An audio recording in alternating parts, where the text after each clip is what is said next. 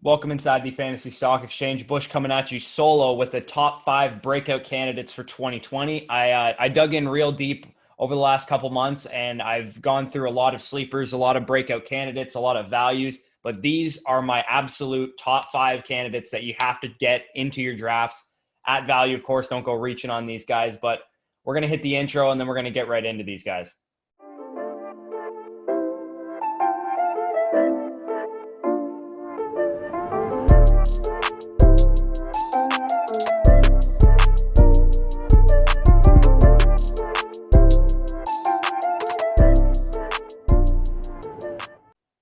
All right. So first up on the list, my number 5 breakout candidate, and this one's a new addition to the list, and that's running back for the Los Angeles Rams, Cam Akers. He was an early second-round pick by the Rams. I believe it was the pick used in the trade for Brandon Cooks from the Texans. So with each of these breakout candidates, I'm going to go through kind of the guy that broke out at this position or in this kind of situation last year. So who is this year's Josh Jacobs / who is this year's Miles Sanders? So to me, it's Cam Akers. Who's the guy that's going to be the rookie running back that breaks out and helps you win your league? Cam Akers is that guy. This one is very training camp related, as well as the next guy on the list. So we haven't talked about Akers very much on this channel, and probably for good reason, despite him landing in a situation where he was a top 60 pick as a running back. Generally, that means you're going to get opportunity. This was a bad landing spot for Cam Akers specifically. In terms of his college profile and the way that I saw him in college, I actually did the draft guide write-up for him in the draft guide in the description. If you go down there, you'll be able to see for $3 only the Cam Akers breakdown. And basically my biggest issue with him in college was a lack of kind of nuance and over creativity in his running style. That might work in college and in the AAC when you're going up against guys that are going to be, I don't know, gym teachers after they're done college football. You can't do that when Nick Bosa is setting the edge in the NFL. And my comparison for him coming out of school was Ronald Jones. And the reason I said that was because I saw a lot of the same things at USC with Ronald Jones as I did at Florida State with Cam Akers. And we saw how Ronald Jones struggled his rookie year. I don't think he's going to be that bad, Cam Akers, coming into his rookie. But let's look at the progression of coach speak here. And I'll have these prompts on the screen. And these are on RotoWorld. If you haven't checked out RotoWorld, they do shit like this all the time. When coaches come out and say quotes, they put these like clickbaity titles out there, but we just eat them up because we're addicted to fantasy. We're all degenerates. Anyway, Coach Sean McVay said, we feel like we've got 3 really good backs. And this was back in, I don't know, early August, late July, when he was discussing the Rams backfield. So he was talking about Malcolm Brown, who was there last year, Darrell Henderson, who was, I believe, a second-round pick of theirs or third-round pick of theirs last year, and then Cam Akers, who they spent the second-round pick on this year. This is the example of like the rookie needs to earn his stripes. When you say we've got 3 really good backs, you're kind of hinting at a committee, but you want Akers to win the job if you're the Rams coaching staff. So fast forward a couple weeks, and Rams running back Darrell Henderson said his rehab for the surgically repaired ankle that held him back last year is going well. So you're going to hear a lot of shit like this during training camp season, but beware when players are rehabbing from one thing. Sometimes they overcompensate and they'll injure other things. And that's not my opinion. That's what I've heard from fantasy doctors around the industry. So when you're rehabbing an injured ankle, maybe you pull your hamstring or whatever because you're overcompensating for that injured ankle because you don't want to injure it again. Like psychologically, that's just how you're thinking. So Cam Akers, this is the next report that we had come out. Cam Akers could get an early opportunity to demonstrate his ability in the team's crowded backfield. And this wasn't actually from the Rams coaching staff. This was from a beat reporter who covers the Rams professionally. So she's under the impression that Cam Akers, maybe he's performing well in practice or the coaches have hinted at this or whatever, that he's going to get an early opportunity to demonstrate how much better he is than Darrell Henderson and then Malcolm Brown. So on to the next report. This is what changed for me specifically. Darrell Henderson has suffered a mild hamstring injury. Remember how I mentioned he could have been overcompensating for the ankle injury? We don't know, but the team hopes to have him back by week 1. All right, so when you hear X player is going to be back by week 1 or X player, we hope to be back by week 1, usually that means they're going to either be on the PUP list or they're going to be rushed back. And when they're rushed back, they're going to be more likely to re-injure some of these things, especially with hamstring injuries on running backs and receivers. Hamstrings are finicky. If you rush back from a hamstring injury, it's very easy to retweak it and you'll be out even longer. We saw that with guys like Adam Thielen last year. We saw it a couple years ago with guys like Doug Baldwin. Like hamstrings are just, you don't want to fuck around with hamstrings. They're really nerve-wracking. So basically, Darrell Henderson's off my board completely. But much like Kareem Hunt his rookie year, Akers is going to be thrust into the starting role. Why? Because Darrell Henderson is out of camp. Whether he was better or Akers was better, doesn't matter, because Akers is going to get the starting reps in camp, and he should have a 65% snap or opportunity share or so in this offense, because Malcolm Brown isn't scaring anyone. He's not very good at all. Cam Akers is definitely better than Malcolm Brown. And this is an offense that, with given the opportunity, which Akers looks like he has right now, they run in the red zone a lot. They were top 5 in percentage of run splits in the red zone, and Todd Gurley vacated 59 red zone touches. It's one of the reasons I don't like Todd Gurley this year, is because going to Atlanta from LA, he's going from a very run-heavy offense in the red zone to a very pass-heavy offense in the red zone. So they also give their backs receiving work. I know they didn't do it last year. There was a league low 10% of passes that went to the running back position, but that's because Todd Gurley was very inefficient. Sean McVay's a smart coach. If he's throwing to Todd Gurley and he's dropping the ball, which he did, or he's not getting a lot of yak yards or whatever, he's not going to keep doing it. He's not Adam Gase, who's just going to force square pegs into round holes. 17% and 20% the previous 2 years when Todd Gurley was effective in the receiving game were the percentage of passes that they threw to their running back position. So they have shown propensity to do it. It's just they didn't do it last year because Todd Gurley sucked ass at it. So Cam Akers, definitely a breakout candidate for me. I think he has the opportunity that Kareem Hunt had his rookie year. That's why I'm looking at it this way. If Darrell Henderson was still healthy, I would be off Cam Akers. But because Darrell Henderson got hurt, Cam Akers is a big-time breakout candidate for me. So on to the next guy. Number 4 on the list. Who is this year's Terry McLaurin is what we want to know. Jalen Reagor is this guy. Based on what I heard from Washington's camp last year, it sounds a lot like what we're hearing from Jalen Reagor in Philadelphia this year. So this is a very buzzy name right now in the fantasy industry. I've mentioned this before, but if you are not aware, this is how paying attention to camp reports can give you an edge in fantasy. One report saying that Jalen Reagor's impressing or he's picking things up quickly, or like a flashy quote like I'll get to later, isn't anything. But when it becomes a pattern, when you hear it from multiple sources, coaches, teammates, position coaches, coordinators, all these guys all saying the same things, repeating the same patterns, that is when you spot a breakout candidate. Jalen Reagor enters a situation with Alshon Jeffrey perhaps starting the season not only on the PUP list, which I think is a guarantee, but he might even be on the IR just outright. And Alshon Jeffrey could not even, he might be this year's A.J. Green, where he doesn't even play a single game this year. Marquise Goodwin, who they brought in via trade, I believe it was during the draft, he opted out of the season for obvious family health reasons. He's had some complications with his children and his wife and stuff, so that's definitely understandable. But Jalen Reagor's only real competition is Deshaun Jackson. And Deshaun Jackson is not the model of health. He's 34 years old, I believe, and he only played one real game last year. And the previous years when he was in Tampa, he wasn't exactly the model of health either. So according to multiple reports, Jalen Reagor to start the season or to start training camp was the starting X receiver, and he has maintained that throughout the entire padded practice period that has been caught up to this point. So he was causing quite the buzz early on. Carson Wentz came out and basically said, I see an extremely bright future, which is basically the kind of clickbaity quote that we want to avoid. But this is why I'm actually listening to it with Jalen Reagor. Beat reporters came out and basically echoed this. They said that Wentz and 2020 first round pick Jalen Reagor have a great connection. And Wentz recently compared him to Julio Jones. And obviously this stuff would be considered fluff if it wasn't coming from so many sources. If the coaches weren't echoing it, if the beat reporters weren't saying the same thing, if other teammates, quarterbacks, all these people saying the same thing means that Jalen Reagor is impressing everyone. It's not just one player. So I'll put this up on the screen right now, but this was from an article on Bleeding Green Nation, which is SB Nation's version of the Eagles coverage. And the beat reporter or the writer of the article basically said that Jalen Reagor stood out today, meaning I think this was 2 days ago in practice. He got off to a fast start, quite literally, because he burned Darius Slay for a deep touchdown. Darius Slay is a great corner, and he basically goes on to talk about just how Jalen Reagor is making everyone look stupid. He's impressing his teammates. He, despite his size, he's looking aggressive, and he's leading the team in contested catches and making all these eye-popping plays. He has been the starting X since the first day of padded practice. Keep paying attention to this, because as drafts approach, if we continue to hear praise and more playing time, Reagor's getting more play, more draw, more all this stuff, he is going to be this year's Terry McLaurin or A.J. Brown or DK Metcalf, that rookie that has all the opportunity in front of him. And maybe he's not even the most talented rookie receiver in this class, but because he has this opportunity in front of him in a great offense, mind you. Carson Wentz is a great quarterback. He has Ertz and Sanders and Goddard to take attention away from him. Jalen Reagor could be this year's Terry McLaurin or A.J. Brown or DK Metcalf. So definitely Jalen Reagor, if you can get him in the double-digit rounds of your drafts or if you can trade for him on the low right now, he is definitely the guy that I am targeting. Of all probably the rookie receivers, he might be the highest rated of all those guys for me. So on to the next guy.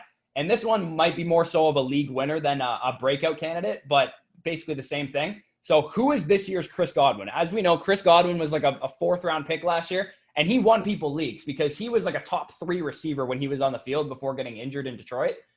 A.J. Brown is this guy. A.J. Brown is this year's Chris Godwin. I will fight this till the grave right now. To me, I put this tweet out a couple weeks ago, and basically I said both things can be true. A player who is super inefficient will not be efficient again. A.J. Brown is not going to average 20.2 yards per reception again. I understand that.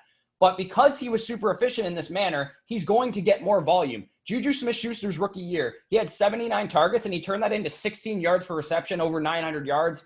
And he had a couple a high touchdown number as well. Well, the next year, the Steelers rewarded Juju Smith-Schuster by giving him more than double the amount of targets he saw as a rookie. So yes, his yards per reception numbers went down, but that was more than offset by the volume increase that he got.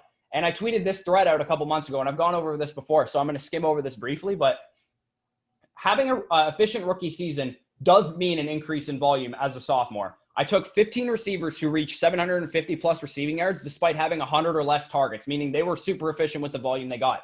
And there was a couple receivers from this draft class that fit this description. A.J. Brown, Terry McLaurin, Deebo Samuel, Darius Slayton, and DK Metcalf, the most being those guys. And A.J. Brown did it on pretty much the fewest amount of targets and the most amount of yardage. So he was the most efficient of these guys.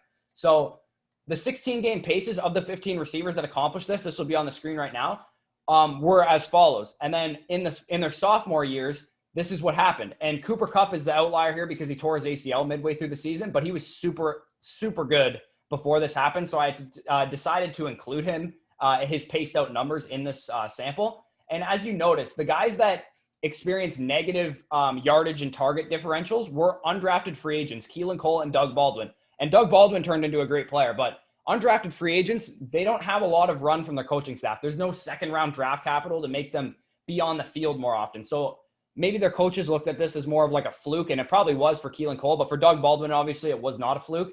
So, but every other receiver had like top 3-round draft capital, and they all saw a pretty significant target increase and a yardage increase as well. So based on this data, a 34 target increase on average and a 269 yardage increase on average is basically what you can expect from all 5 of these rookie receivers, but A.J. Brown specifically, 118 targets and 1,320 receiving yards if you just took the average target increase and average yardage increase and added it to his rookie season. Now, obviously, I mentioned he's probably not going to keep up his same efficiency numbers, but he is going to get more target volume. You can bet on that, and that was basically the point of this whole thread, was that these guys are going to get more volume because they're efficient. I don't care that A.J. Brown's in a run-heavy offense. I really don't care because he is the number 1 target, and it isn't even close. I love Jonnu Smith, and we're going to actually get to him later, but if they only throw 480 times, he'll still probably receive 120 targets minimum, and A.J. Brown is going to continue to be efficient. Why? Because I know he was outlier efficient this past year, but he's going to continue to be efficient because he's really good at football. Really good football players are really good at football, and that results in really good production. That's just how football works. So don't fade A.J. Brown because he was too efficient, because that's just the dumbest argument ever. He might be really efficient again, and on top of that, he's going to get more target volume and yardage volume, and he'll probably get more touchdowns than he did last year too. Do not fade A.J. Brown this year. He is going to be this year's Chris Godwin if I have anything to say about it. Now, I teased him before, but number 2 on this list, who is this year's Mark Andrews? Jonnu Smith is this guy. I would have said Hayden Hurst a couple months ago, but Hayden Hurst has climbed in terms of ADP to the point where you're not drafting him at a huge value anymore. He is still a prime candidate to break out, but he is not a value in drafts anymore. This dude should be drafted where Hayden Hurst is. Jonnu Smith is excellent, and I'll put this up on the screen right now, but what does having this year's Mark Andrews actually mean for fantasy? So percentage of tight ends on playoff rosters from 2018. George Kittle was the number 1 tight end on playoff rosters. Why? Because he was a late-round tight end that broke out. Number 2 was Eric Ebron. Same reason. Number 4 was Jared Cook. Same reason. The guy that was number 3 was Travis Kelce because he's fucking awesome. In 2019, same exact thing. Darren Waller was the undrafted tight end, and he was a breakout player. 63% of playoff rosters. Mark Andrews, same thing. Austin Hooper, same thing. And again, number 2 was Travis Kelce because he's fucking awesome. But my point is, having a breakout tight end at this position, especially if he's a late round guy, is a huge advantage in drafts. It more or less guarantees that you're going to make the playoffs. Last year, Jonnu only had 54 targets, but he caught 76% of his passes, which is super efficient. And his quarterback had a 120 rating when targeting him. Efficiencies of note for Jonnu Smith include 12.5 yards per reception, which ranked top 8 among tight ends. 9.8 yards per target, which was second among tight ends. 2.41 yards of separation, second among tight ends. And second in yards after catch per reception since 2010. Only George Kittle ranking higher than that. Showing he's obviously going to get open. He makes defense pay with his targets. So all this being said, he's obviously very talented, but talent only gets you so far in fantasy. Why is this year the year that he's going to break out? On top of the fact that tight ends generally take longer to break out than wide receivers and running backs. Tight ends usually break out in their 3rd and 4th years. We've been spoiled by guys like Mark Andrews and George Kittle breaking out in their 2nd year, but that is not common. They are the outlier, not the rule. So Jonnu Smith is going into his 4th year. Austin Hooper last year was going into his 4th year. What happened for Austin Hooper was that he saw an opportunity increase. Delanie Walker went down in week 7 for Jonnu Smith this past year. Here are his splits before and after Delanie Walker went down. As you can see, massive, massive difference. Target increase of over 4 targets per game. He had 3 more receptions per game. He had 10 more PPR points per game. He didn't score a single touchdown while Delanie Walker was in the lineup, and he scored, I believe it was 6 on the season when he was out of the lineup. So Jonnu Smith was excellent when Delanie Walker was gone. And on top of that, 12 plus point PPR points per game, which is what he had, would have ranked as the tight end 8 on the season last year. He also saw a couple of explosive carries, which also added on to his total. And all of his 5 red zone receptions that he saw came in the weeks that Delanie Walker was gone. In weeks 7 through 17, not only was he very solid for fantasy, but he also averaged an 81% snap share. And this is a big deal for tight ends. He only averaged a 55% snap share, which isn't even terrible. That's like what Mark Andrews gets in the 6 weeks prior. But having an 81% snap share that's elite tight end snap share. Like George Kittle gets that amount of snaps. That's not like chump change for the tight ends. So in this offense, as I mentioned, A.J. Brown is the only viable target right now. It's a run-heavy offense, but Mark Andrews and George Kittle have been just fine in run-heavy offenses, and their offenses are even more so run-heavy than the Titans' offense. The Jonnu Smith breakout is screaming at you. If you do not leave a single draft without this man. He's going off the board as the tight end 17. At that point, you have no risk. He's like your 12th, 13th round pick.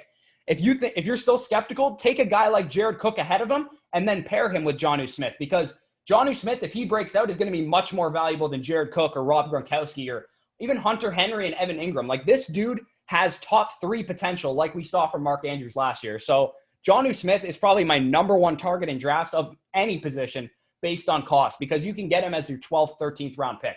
So anyone who's watched this channel knows who my number 1 breakout candidate is. My number 1 breakout candidate is Ronald Jones II. Ronald Jones, I'm going to go really in depth with this. If you haven't heard me go in depth with this, I'm going to go even more deep than I've already gone. 93% of the time a running back has 250 plus touches and 6 plus touchdowns, they finish as a top 15 running back. Well, Ronald Jones last year had 203 touches and he had 7 touchdowns. And now Brady is running the offense, which should mean improvements in the screen game, which he's already been praised upon by Coach Bruce Arians. And Peyton Barber vacates 170 touches from the offense.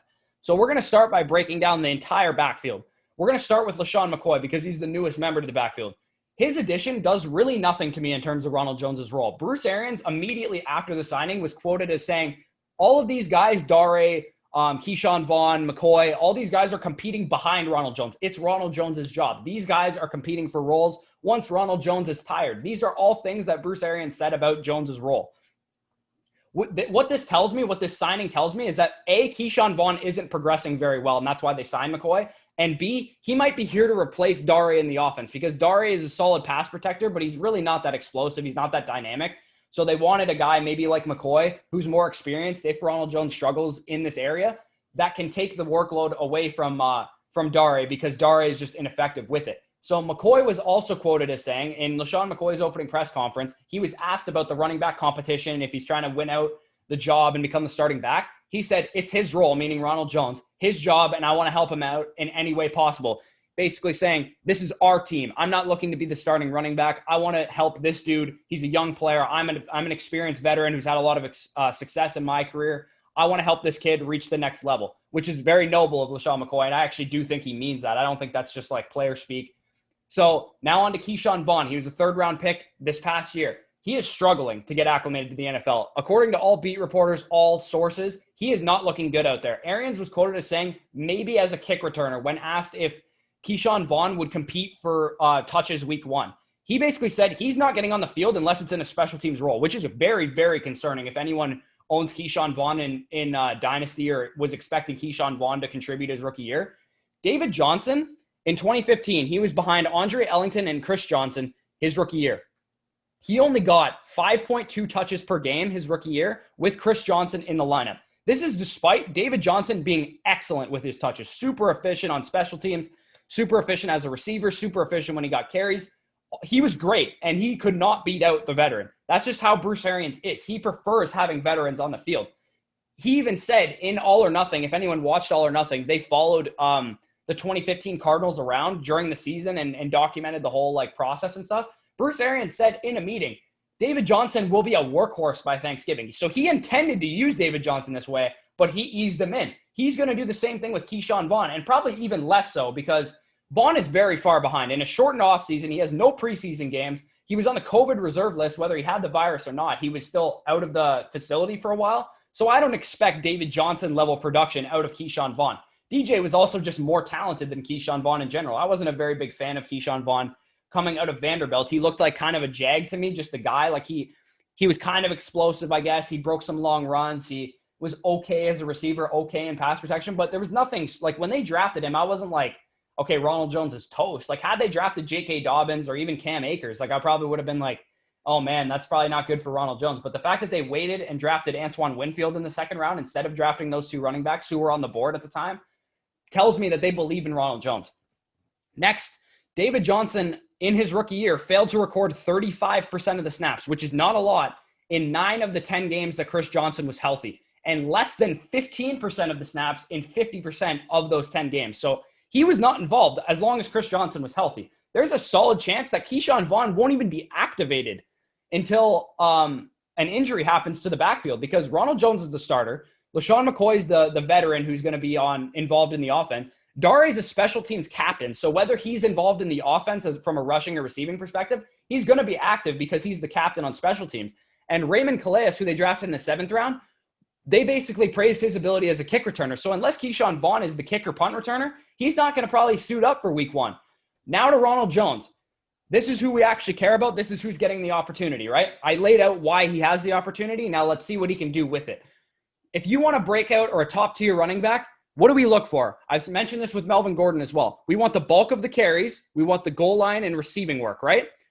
So this is a tweet from Curtis Patrick, who works for, I can't remember exactly where he works for, but this is metrics that Ronald Jones outperformed Joe Mixon in 2019. If you weren't watching Tampa Bay Buccaneers games, which, I mean, they weren't a very good team last year. I'm a Tampa Bay Bucs fan, but so I understand that. But this is where Ronald Jones was really good last year. Yards per touch, yards per carry, yards after contact per rush attempt, attempts per broken tackle, yards per target, yards per reception. He was super efficient last year.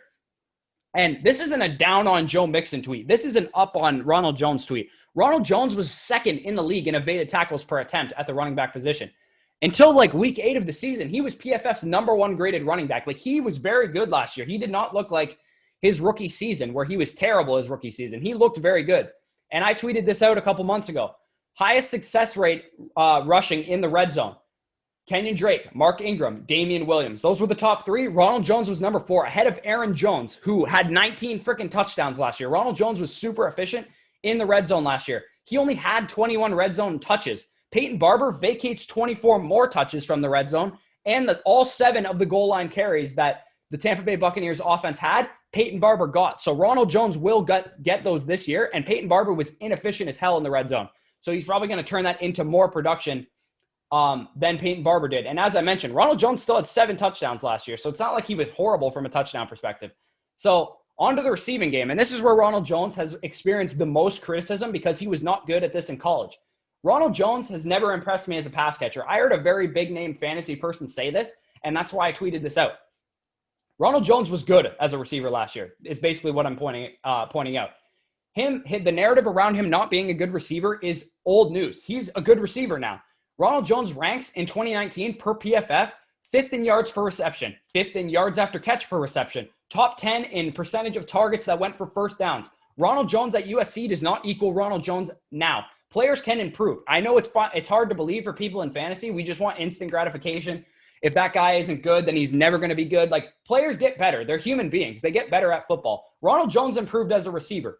Now, again, overall situation. This is an elite offense. This will be elite. This will be a top 5 scoring offense, which is very relevant to the scoring of a fantasy running back. The offensive line saw a huge upgrade at right tackle in terms of run blocking. Maybe Tristan Wirfs struggles as a pass protector his rookie year, but he is an improvement than DeMar Dotson as a right tackle, because DeMar Dotson has literally openly admitted that he doesn't like run blocking. He's a great pass protector, but he can't run block. So Tristan Wirfs is going to be an upgrade from this perspective.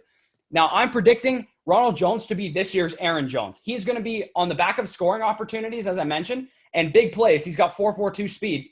He is going to be very fantasy relevant this year. His ceiling is a 12 to 15 touchdown season with 1,500 plus total yards and 35 catches, and that'll put him in the top 8 running backs. I promise you that. So those are my top 5 breakout candidates for this season. If you enjoyed this video, if you feel like you got some value from it, please, I encourage you to hit the like button, comment down below on the video some of your top breakout candidates, or if you have any qualms with mine, go ahead and do that. If you're new to the channel, subscribe. We're going to be posting a lot of videos upcoming as the season ramps up and as we get into the season and fantasy draft season. All that shit's going to be awesome. So make sure you also join the Discord. It's totally free. There's a lot of informed fantasy players in there that can help you win your leagues or help you with your draft, whatever you need help with.